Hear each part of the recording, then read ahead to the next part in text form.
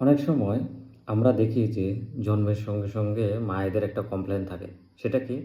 যে বাচ্চা মায়ের বুকের দুধ পাচ্ছে না বা অনেক সময় মায়ের বুকের দুধ আসছে না যথেষ্ট পরিমাণে। তো আমরা দেখলাম যে আসলে সমস্যাটা কোথায় হচ্ছে?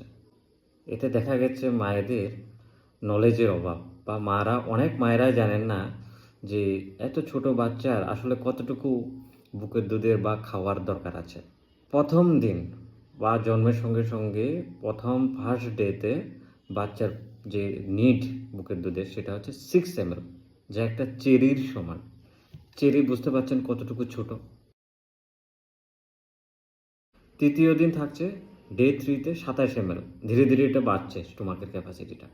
1 উইকে সেটা হয়ে যাচ্ছে 45-60 ml, আর 1 মান্থে 80-150 ml। এখন কোনো মা যদি এর বেশি আশা করে থাকেন যে আমার বাচ্চাটা আরও বেশি খাবে, আরও বেশি বেশি আমার বাচ্চার বুকের দুধের প্রয়োজন, সেটা তো তাহলে ভুল।